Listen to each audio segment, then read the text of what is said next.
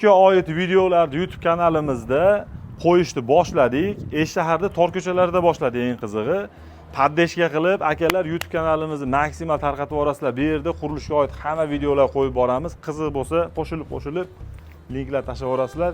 Ichkariga kirib obzor qilib ko'rsatamiz. Uy holati noldan buzilgan, nol holatga kelgan. Eng qizig'i bitta informatsiyani aytaman. Uy adashmasam 1,5 asrlik uy. 1,5 asrlik uyni buzib, yangi zamonaviy holatga olib kelmoqchi.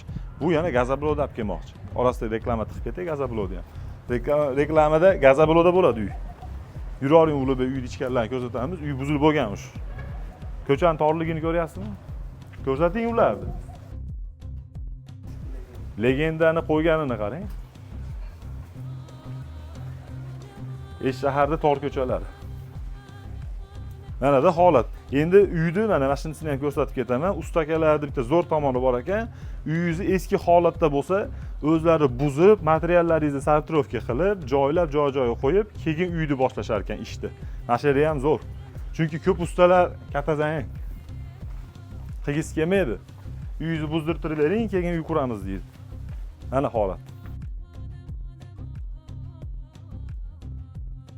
Kelish. Uyimizning holati mana buzilgan holat. 1,5 asrlik uy mana shu.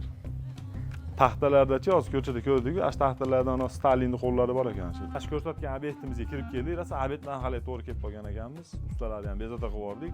Uyimizni yer maydoni, obyektni yer maydoni 14 ga 8 bo'lgan ekan. Uyni perekos yechimlarini ham qildik, chunki loyihachi mutaxassisimiz kelib, loyihachi o'zi o'lchab, hisoblarini chiqarib ketdi. Chunki bunga shu perekosga ham moslab uy qurishni planini qildik. Chunki boshqa yechim yo'q edi unga. Bunda endi mana uyni buzilishiga keladigan bo'lsa, uyni buzilishida 5 ta usta ishladi. 5 ta usta 4 kun, 5 kun ichida uyni buzib nolga, shu holatga olib kelib, ichidagi eski materiallarni sortirovka qilib joylab qo'yishdi. Endi keyingi etap nima bo'ladi? Keyingi etap nima to'qiymiz tagiga, Qudratullo? Tagiga nima to'qiysizlar? Karkas. Keyingi etapimiz karkas bo'ladi. Karkas to'qib, padosh qo'yib, padosh ustiga lentani qo'yib, keyin gazoblok ko'tarish, keyin va hokazo ketaveradi. Shularni hammasini etap-etap ko'rsatib boramiz. Narxlarni ham bitta-bitta aytib, shag'al nech pul, sement nech pul, armatura nech pul, xizmati qancha ketadi, necha kun vaqt ketadi, nechta odam ishlaydi, hammasini bitta-bitta ko'rsatib, 2025-yilda narx-navolarni spiska qilib chiqarib beramiz.